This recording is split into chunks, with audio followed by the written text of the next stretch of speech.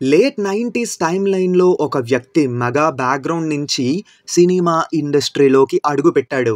ఆ బ్యాక్‌గ్రౌండ్‌ని వాడుకొని ఎదిగితే, వీడేముందిరా బ్యాక్‌గ్రౌండ్ వాడుకొని వచ్చాడు నెపోటిజం అని జెప్తారని జెప్పి తనకంటూ పవర్‌ఫుల్ ఫాలోయింగ్‌ని క్రియేట్ చేసుకొని, యూత్‌లోని క్రేజ్‌ని డబుల్, ట్రిపుల్ చేసుకొని, తన మూవీస్ ద్వారా వాళ్ళకి దగ్గరయ్యి, ట్రెండ్‌ని ఫాలో అవ్వకుండా ట్రెండ్ సెట్ చేసి, ఒక టార్చ్ బేరర్‌గా మారారు. ఆయనే one and only power star Pawan Kalyan garu. 'Kushi' movie వచ్చే టైంకి ఆల్మోస్ట్ ఆంధ్రప్రదేశ్‌లోని 90% ఆఫ్ యూత్ పవన్ కళ్యాణ్ గారి అభిమానులే.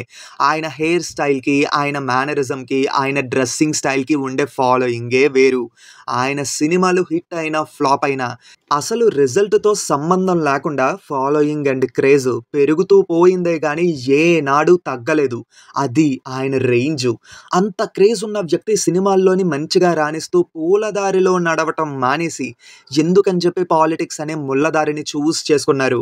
అసలు పాలిటిక్స్‌ని చూజ్ చేసుకొని ఏం సాధించాలనుకుంటున్నారు? దీనికోసం డీటెయిల్డ్‌గా తెలుసుకోవాలంటే ఈ వీడియో ఎండ్ వరకు తప్పకుండా చూడండి.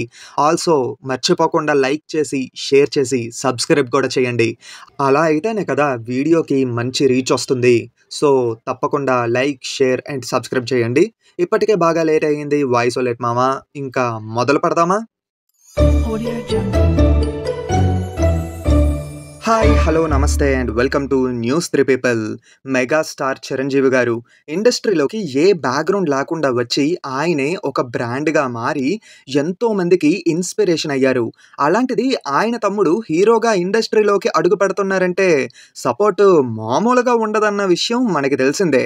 కానీ పవన్ కళ్యాణ్ గారు ఇండస్ట్రీలోకి వచ్చిన తర్వాత ఆయన చిరంజీవి గారి తమ్ముడు అని పిలవటం మానేశారు.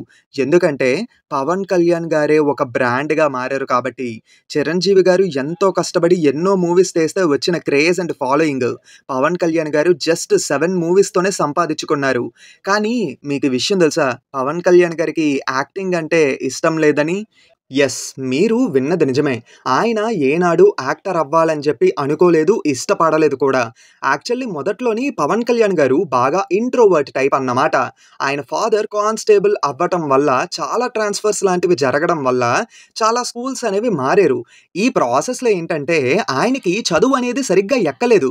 ఇంటర్మీడియేట్ కూడా ఫెయిల్ అయ్యారు. కానీ ఇంట్లో వాళ్ళు ఆయనని ఏం అనలేదు. కానీ ఆయనకు మాత్రం నేను దేనికి పనికిరాను అని చెప్పి డిప్రెషన్‌లోకి వెళ్ళిపోయారు. ఈ టైంలోనే ఆయన ఎక్కువగా బుక్స్ చదవడం స్టార్ట్ చేశారట. ఇలా ఎక్కువగా ఆధ్యాత్మికానికి సంబంధించిన బుక్స్ చదవడం వల్ల ఆయనలో చాలా మార్పు వచ్చింది. ఒక మనిషిగా ఎలా బ్రతకాలి? జన్మకి కారణం ఏంటి? ఇలా చాలా విషయాలు ఆయన పుస్తకాలు చదివే నేర్చుకున్నారు. ఈవెన్ పవన్ కళ్యాణ్ గారు ఇప్పటికీ కూడా ఖాళీగా ఉంటే ఏదో ఒక పుస్తకం చదువుతూనే ఉంటారట. ముఖ్యంగా పుస్తకాలు బాగా చదివే వాళ్ళు బాగా మాట్లాడతారని చెప్తూ ఉంటారు కదా! దీనికి బెస్ట్ ఎగ్జాంపుల్‌గా మనం పవన్ కళ్యాణ్ గారిని తీసుకోవచ్చు. తర్వాత పవన్ కళ్యాణ్ గారు ఒక షార్ట్ ఫిల్మ్ కూడా తీశారు. ఆయన నేను డైరెక్టర్ అవుతాను అని చెప్పి ఇంట్లో వాళ్ళకి చెప్తే, వదిన సురేఖ గారు మాత్రం లేదు నువ్వు యాక్టర్ అవ్వాలి అని చెప్పి ఆయనను యాక్టర్‌గా మార్చేశారు. కానీ ఆయనకు అనిపించేదట, అన్నయ్య ఏంటంటే చాలా సినిమాలు చేశారు, చాలా కష్టపడి ఎదిగారు. ఆయన పేరు వాడుకొని సినిమాల్లోకి వచ్చా అన్నట్టు ఉండకూడదు. నేను కష్టపడాలి అని చెప్పి ఎవరు ఎక్కువగా టచ్ చేయలేని జాన్రాస్‌ని అండ్ రోల్స్‌ని ఎంచుకోవడం మొదలుపెట్టారు. అప్పట్లో యూత్‌కి దగ్గరగా ఉండే మూవీస్ చాలా తక్కువ. అప్పుడే ఆయన యూత్ మీద బాగా కాన్సంట్రేట్ చేసి మూవీస్ చేయడం స్టార్ట్ చేశారు. ఈ విధంగా ఆయనకంటూ ఒక సెపరేట్ బ్రాండ్ అండ్ ఫ్యాన్ బేస్‌ని క్రియేట్ చేసుకున్నారు. 'గబ్బర్ సింగ్‌లోని ఒక డైలాగ్ ఉంటది. నేను ట్రెండ్ ఫాలో అవ్వను, ట్రెండ్ సెట్ చేస్తా అని. సేమ్ అప్పుడు పవన్ కళ్యాణ్ గారు చేసింది కూడా అదే. ఆయన ఏం చేసినా అదే ఫాలో అయిపోయేవారు యూత్. ఆయన హెయిర్ స్టైలు, ఆయన డ్రెస్సింగ్ స్టైలు, 'ఖుషి' మూవీలోని gap hoodies, cargo pants, 'Gudumba Shankar' మూవీలో ప్యాంటు మీద ప్యాంటు, 'జానీ' మూవీలోని హెడ్ బ్యాండు, ఇంకా ఎర్ర కండువ అదైతే పవన్ కళ్యాణ్ గారికి బ్రాండ్‌గా మారిపోయింది. ఇలాంటివి చాలానే ఉన్నాయి. అసలు ఆయన ఎలాంటి క్రేజ్‌ని బిల్డ్ చేశారో తెలుసా? ఆయన మూవీస్ ఫ్లాప్ అయినా సరే డే 1 రికార్డ్స్ గ్యారంటీ. ఒక టాక్ షోలోని విజయేంద్ర ప్రసాద్ గారు చెప్పినట్టు పవన్ కళ్యాణ్ గారిని అలా స్క్రీన్ మీద చూపిస్తే చాలు ఫ్యాన్స్ చొక్కాలు చింపేసుకుంటారు. ఇలాంటి లైఫ్‌ని వదులుకొని పవన్ కళ్యాణ్ గారు జనం కోసం అని చెప్పి జనసేన పార్టీని స్థాపించి రాజకీయం అనే ముళ్ళదారిని చేసుకున్నారు. అసలు రాజకీయాల్లోకి వచ్చి ఏం సాధించాలనుకుంటున్నారు అని క్వెషన్ చేశారు. అన్న ఎలాగో పార్టీ పెట్టి దెబ్బతిన్నాడు. ఇప్పుడు తమ్ముడు కూడా అదే దారిలోకి రావడం అవసరమా? అయినా సినిమాలు, రాజకీయాలు ఒకటి కాదు. తిరిగి వెళ్ళిపోవడమే బెటర్ అని చెప్పి చాలా సలహాలు కూడా ఇచ్చారు. కానీ ఆ మాటలు, సలహాలు ఆయన ఏవీ పట్టించుకోలేదు. ఎందుకంటే పవన్ కళ్యాణ్ గారికి ఎంత సంపాదిచ్చాం, ఎన్ని కోట్లు వెనకేసుకున్నాం, లగ్జరీ లైఫ్‌లో ఎంజాయ్ చేశామా లేదా? ఇవేవి ఆయన ఆలోచనలో ఉండేది కాదు. ఒక వ్యక్తికి మనం ఎంత సహాయం చేశాము, సంపాదిచ్చడం కాదు, లేని వాళ్ళకి మనం ఎంత ఇచ్చి హెల్ప్ చేశాము, ఒకరి మంచి కోసం మనం ఎంత కష్టపడ్డాం, వాళ్ళ కోసం మనం ఏం చేశాం, నాది, నేను అనేలా కాదు, మనం, మేము అనేలా ఉండాలని ఆయన కోరుకున్నారు. ఆయనకున్న సోషల్ రెస్పాన్సిబిలిటీస్ కోసం మనం ఆయన మూవీస్ టైంలోనే అర్థం చేసుకోవచ్చు. ఆయన మూవీస్‌లోని ఏదో ఒక సోషల్ మెసేజ్ ఓరియెంటెడ్ సాంగ్ అనేది ఖచ్చితంగా ఉంటుంది. ఆయన ఎప్పుడు స్పీచ్ ఇచ్చినా సరే అది అవ్వగానే జై హింద్ అని చెప్పి అంటారు. ఆయనని చూసి ఇన్‌ఫ్లూయెన్స్ అయ్యి ఎవరు సమస్యల్లో పడకూడదని చెప్పి కమర్షియల్ యాడ్స్‌ని కూడా చేయడం మానేశారు. ఎప్పుడో మొదట్లోనే పెప్సీకి బ్రాండ్ అంబాసిడర్‌గా చేశారంతే. తర్వాత ఏ యాడ్స్ కూడా చెయ్యలేదు. అలాగే స్మోకింగ్ వల్ల కూడా ఆయన ఫ్యాన్స్ ఇన్‌ఫ్లూయెన్స్ అవుతారని చెప్పి ఆయన మూవీస్‌లోని స్మోకింగ్ చేయడం కూడా మానేశారు. సహాయం కోరి ఎవరైనా తలుపు తడితే నేనున్నానని చెప్పి సహాయం చేస్తారు. నేను ప్రీవియస్‌గా ఒక ఓల్డ్ ఏజ్ హోమ్ కోసం పవన్ కళ్యాణ్ గారు చేసిన సహాయం గురించి ఒక వీడియో చేశాను. ఆ వీడియోని ఎండ్ కార్డ్స్‌లో ఇస్తాను. తప్పకుండా చూడండి. అన్నయ్య ప్రజారాజ్యం పార్టీ పెడితే ఆ పార్టీ ద్వారా ప్రజలకు ఏదో ఒకటి చెయ్యాలని యువరాజ్యాన్ని స్థాపించి యూత్ లీడర్‌గా మారారు. కానీ ఎప్పుడైతే ప్రజారాజ్యాన్ని కాంగ్రెస్‌లో విలీనం చేశారో ఆయన వెంటనే పార్టీ నుంచి తప్పుకున్నారు.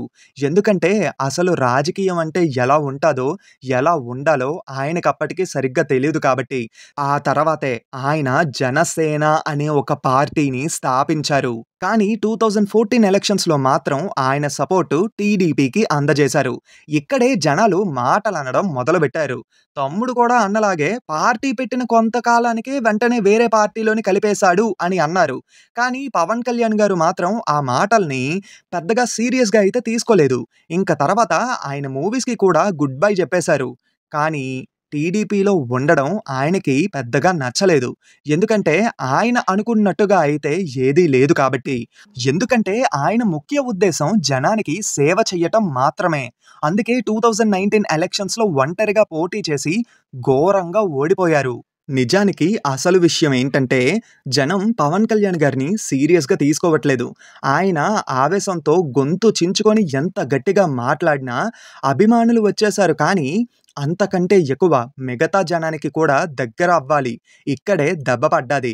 కేవలం అభిమానుల వల్ల గెలవడం అంటే it was N impossible task. మిగతా జనం కూడా ఆయనని నమ్మాలి. కానీ ఎవ్వరు నమ్మడం లేదు. అందుకే ఓడిపోయారు. అండ్ ఇదే టైంలో మళ్ళీ పవన్ కళ్యాణ్ గారు పార్టీకి కావాల్సిన ఫండ్స్ లేక, వచ్చే డొనేషన్స్ అనేవి సరిపోక మళ్ళీ సినీ తెర మీదకి వచ్చారు. అప్పుడు పూర్తిగా సినిమాలే వద్దు అని చెప్పి వెళ్ళిపోయాడు. మళ్ళీ సినిమాల్లోకి ఎందుకు వస్తున్నాడు? అసలు పవన్ కళ్యాణ్ ఏం చేస్తున్నాడో అతనికే అర్థం కావట్లేదు. అతనికే ఒక క్లారిటీ లేదు అని చెప్పి చాలా మాటలన్నారు. రోజులు గడుస్తూ వచ్చాయి. కొద్ది కొద్దిగా జనం పవన్ కళ్యాణ్ గారిని సీరియస్‌గా తీసుకోవడం స్టార్ట్ చేశారు. ఎందుకంటే రెమ్యూనరేషన్‌గా వస్తున్న డబ్బు స్వలాభం కోసం కాకుండా పార్టీ కోసం, ప్రజల కోసం ఖర్చు చేయడం స్టార్ట్ చేశారు. జనం కోసం అని చెప్పి తన సొంత ఆస్తులు అమ్ముకొని మరీ సహాయం చేశారు. సమస్య ఉంది, సహాయం కావాలి అని చేతులెత్తి మొక్కిన ప్రతి ఒక్కరికి అండగా ఉండడం మొదలుపెట్టారు. పదవిలోకి రాకముందే ఇన్ని చేస్తున్నాడంటే ఒకవేళ గెలిస్తే ఇంకెన్ని చేస్తాడు అని ఆలోచించడం స్టార్ట్ చేశారు జనం. పార్టీ మీటింగ్స్‌లోనే ఇంత అగ్రెసివ్‌గా మాట్లాడుతున్నాడంటే అలాంటిది అసెంబ్లీలోకి అడుగు పెడితే జనం సమస్యల కోసం ఇంకెంత గట్టిగా మాట్లాడతాడు అని అనుకోవడం మొదలుపెట్టారు. అందుకే అప్పటి వరకు సీరియస్‌గా తీసుకోలేని జనం ఆయనను సీరియస్‌గా తీసుకోవడం స్టార్ట్ చేశారు. రాష్ట్రానికి ఇప్పుడు మంచి జరగాలంటే పొత్తు పెట్టుకోవాల్సిందే అని ఆలోచించి మళ్ళీ పొత్తులోకి వెళ్లారు. ఈ గ్యాప్‌లో అసలు రాజకీయాలంటే ఎలా ఉంటాయో పూర్తిగా అవగాహన తెచ్చుకున్నారు. గొంతెత్తి మాట్లాడారు, ప్రశ్నించారు. ఇప్పుడు విజయభేరీని మోగించారు. చెప్పాను కదా! పదవిలోకి రాకముందే చాలా చేశారు. ఇప్పుడు పదవి కూడా యాడ్ అవుతుంది. ఊహించుకోండి ఇంకెన్ని చేస్తారో అని. ఇప్పుడు ఒక లీడర్‌గా పవన్ కళ్యాణ్ గారి అసలు ప్రయాణం మొదలవ్వబోతుంది. అండ్ పవన్ కళ్యాణ్ గారి మూవీస్ ఎక్కువగా ఇష్టపడే వాళ్ళకు మాత్రం మేబీ బ్యాడ్ న్యూస్ ఎదురయ్యే ఛాన్స్ ఉంది. ఇప్పుడు ఆయన కమిట్ అయిన మూవీస్‌ని కంప్లీట్ చేసి తర్వాత సినిమాలకు స్వస్తి చెప్పేసే ఛాన్స్ కూడా ఉంది. ఎందుకంటే ఆయన కోరుకుంది కూడా అదే. జనం కోసం సైనికుడిలా వచ్చి జన సైనికుడిలా మారాలని. పూర్తి జీవితాన్ని జనానికి సేవ చేయడానికి కేటాయించాలని. ఇక్కడి నుంచే 'OG' the original leader journey అనేది స్టార్ట్ అవ్వబోతుంది. పవన్ కళ్యాణ్ గారు అనుకున్నట్టే ఉంటూ, ఆయన అనుకున్న దారిలో నడుస్తూ, జనం యొక్క సేవలోని ఆయన జీవితాన్ని సక్సెస్‌ఫుల్‌గా గడుపుతారని చెప్పి ఆశిస్తూ ఈ వీడియోని ఎండ్ చేస్తున్నాను. పవన్ కళ్యాణ్ గారి గెలుపు మీద మీకున్న ఒపీనియన్ ఏంటో ఖచ్చితంగా కింద కామెంట్స్‌లో చెప్పండి. ఆల్సో తప్పకుండా వీడియోని లైక్ చేసి, షేర్ చేసి, సబ్స్క్రైబ్ చేసుకుంటారని చెప్పి కోరుకుంటున్నాను. మళ్ళీ కొత్త వీడియోతో మీ ముందుకి ఖచ్చితంగా వస్తాను. Until then take care and bye by.